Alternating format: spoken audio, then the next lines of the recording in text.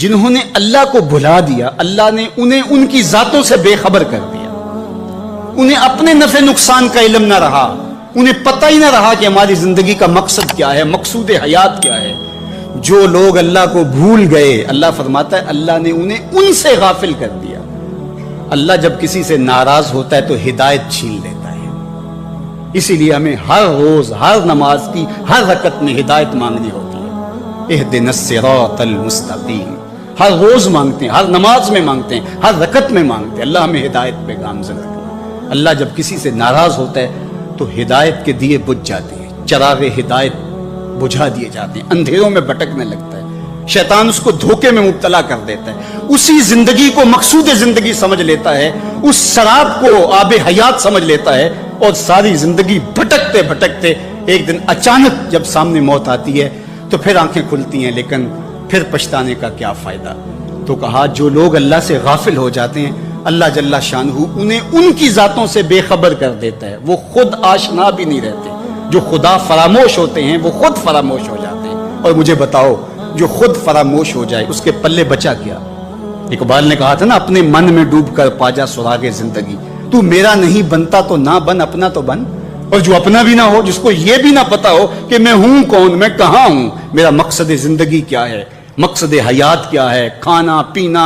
اور لذتوں کا حصول، یہ تو چوپائے بھی کرتے ہیں، تو اشرف المخلوقات کاہے کا ہے۔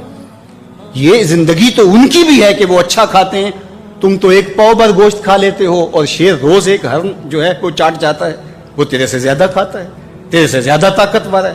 ہاتھی کا جسم تیرے سے کہیں بڑا ہے، پرندے ہواؤں میں اڑتے ہیں، مچھلی پانی کی تہوں میں اتر جاتی ہیں، عقاب کی نظروں اور بلندی پرواز کی دیکھنے والی ہوتی ہے، کرگس کہاں سے کہاں تک سونگھ لیتی ہے، ان کی قوت شامہ تیرے سے بڑی ہے، لیکن اس کے باوجود بھی افضل تو، اشرف بھی تو، اور اللہ نے اپنی نیابت کا تاج تیرے سر پہ رکھا ہے۔ جب تو اپنے آپ سے ہی آگاہ نہیں ہے تو پھر تو ہے کیا؟ تو راز کن فقاں ہے، اپنی آنکھوں پر عیاں ہو جا، خودی کا رازداں ہو جا، خدا کا ترجمہ ہو جا، خودی میں ڈوب جا غافل، یہ سر زندگانی ہے، نکل کر حلقۂ شام و سحر سے جاوداں ہو جا، مسافے زندگی میں سیرت فولاد پیدا کر، شبستان محبت میں حریر و پرنیاں ہو جا، گزر جا بن کے سیلے تند رو کوہ بیاباں سے، گلستان راہ میں آئے تو جوئے نغمہ خاں ہو جا، تیرے علم و محبت کی نہیں ہے انتہا کوئی، نہیں ہے تجھ سے بڑھ کر ساز فطرت میں نوا کو، تو تو مقصود ہے، تو تو مسجد الملائک ہے، فرشتوں کی پیشانی تیرے حضور جھکی ہے، تو اپنے آپ سے آشنا ہی نہیں ہے، تجھے پتہ ہی نہیں کہ تو کون ہے، تجھے آگہی نہیں رہی کہ تو ہے کون، تیری ذات کیا ہے، فرشتے سلامیاں دیں، فرشتوں کی پیشانیاں جھکیں، تو دیکھ تو کھڑا کہاں ہے، کانپتا ہے دل تیرا اندیشہ طوفان سے کیا، ناخدا تو، بحر تو، کشتی بھی تو، ساحل بھی تو، دیکھ آ کر کوچائے چاکے گریباں میں کبھی،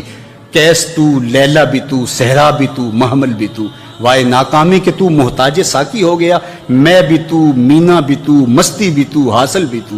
آہ کس کی جستجو آوارہ رکھتی ہے تجھے، راہ تو، راہ رو بھی تو، رہبر بھی تو، منزل بھی تو، بے خبر تو جوہر آئینہ ایام ہے، تو زمانے میں خدا کا آخری پیغام، تو سمجھے نہیں کہ تو خدا کو بھول کے سمجھا کہ میری زندگی آزاد ہو گئی،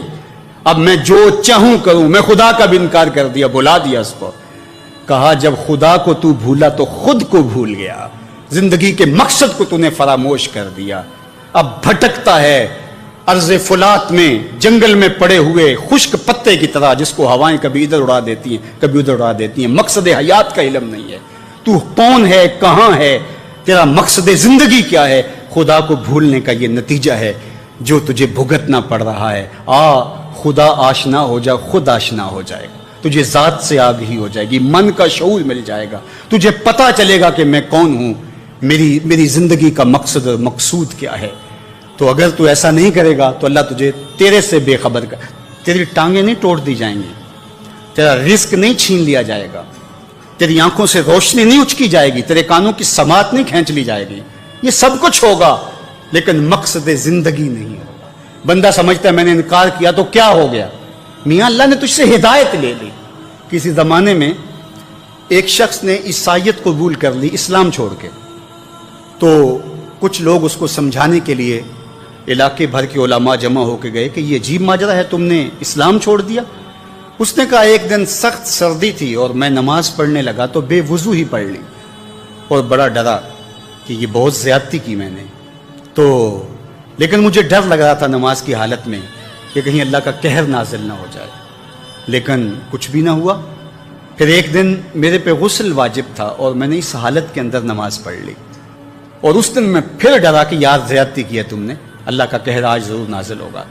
لیکن سلام پھرا، میں معمول کی زندگی گزارنے لگا۔ میں نے کہا اسلام تو دین ہی سچا نہیں ہے، میں اتنی توہین کی ہے،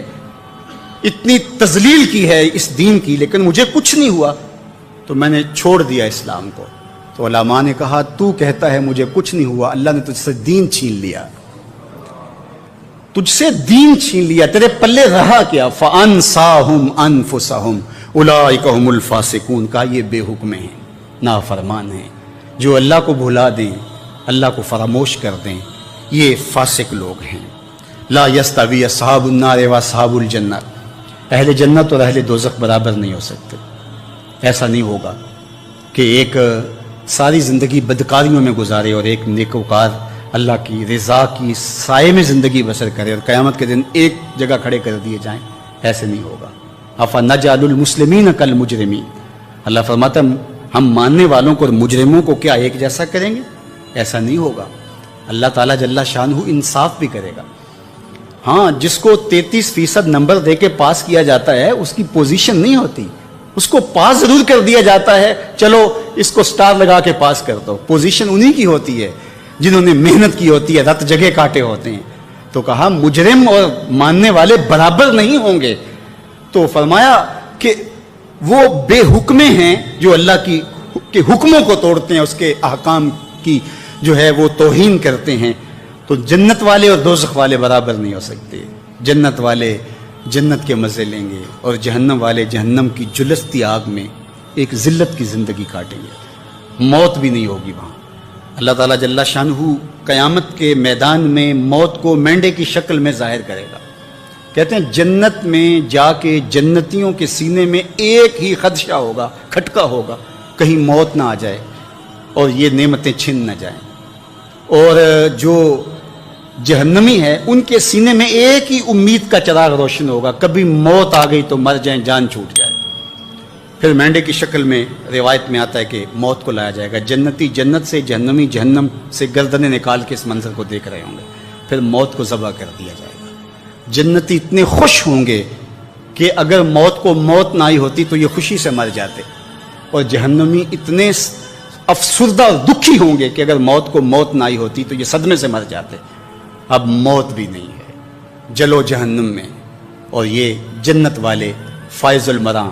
اصحاب الجنت هم الفائزون، یہ کامیاب اور بامراد۔ اللہ اہل جنت سے کہے گا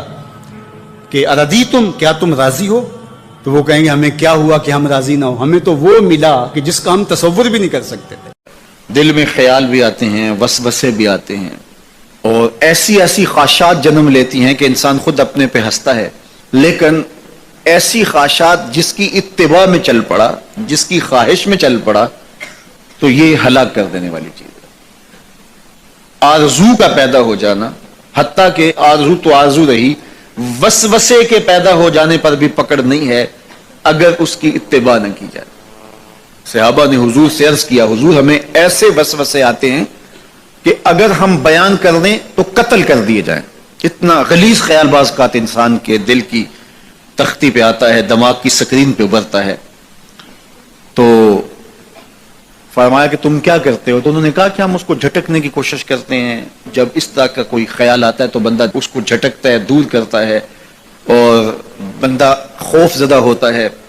اور اللہ کی پناہ میں آتا ہے، اور اس کی ایک حالت ہوتی ہے۔ تو اس حالت کا انہوں نے ذکر کیا کہ ہم تو پھر یہ کرتے ہیں۔ تو فرمایا کہ ذالک صریح الایمان، یہ تمہارے واضح ایمان کی علامت ہے کہ اس وسوسے کے بعد جو تمہاری طبیعت میں بے چینی اور بیزاری پیدا ہوئی، اور اس کو دھکیلنے کے لیے، اس کو خیال سے ہٹانے کے لیے، اس کو تصورات سے دور کرنے کے لیے جو تم نے کوشش کی، یہ تمہارا ایمان تھا جو کھڑا ہوا، اور تم اس سے بچنے کی کوشش کرتے ہو، تو یہ تمہارے ایمان کی علامت ہے۔ تو خالی وسوسہ اگر کتنا ہی غلیظ کیوں نہ ہو، اگر اس وسوسے کو خیال کا حصہ بنا کے اس سوچ کو لذت کا سبب نہ بنا لیا جائے، حتیٰ کہ غیر محرم کے اوپر آپ کی نظر پڑ گئی، تو فرمایا النظرۃ الاولی لک والثانیۃ علیک، جو پہلی نظر تجھے حاصل ہوئی تو وہ تیرے لیے ہے، لیکن اگر تو نے نظر کا تتبع کیا اور پھر تیری نظر نے دوبارہ پیچھا کیا تو وہ تیرے اوپر وبال بن جائے گی۔ تو خواہش کا، وسوسے کا اور کسی ایسی چیز کا دل اور دماغ کی سکرین پہ ابھرنا اور خیال پیدا ہو جانا یہ کوئی بات نہیں ہے۔ انسانی زندگی کے اندر کتنے ہزار خیالات جو ہے وہ انسان کے دماغ میں جو ہے وہ پیدا ہوتے ہیں اور پیدا ہو کر کے مٹتے ہیں، پھر نئے پیدا ہوتے ہیں۔ کبھی بھی انسان کا دماغ خالی نہیں رہتا، ہر وقت سوچتا ہے۔ آپ اگر یہ طے کر لیں کہ میں کچھ نہیں سوچنا تو یہ سوچ رہے ہوں گے کہ میں کچھ نہیں سوچنا، یہ کبھی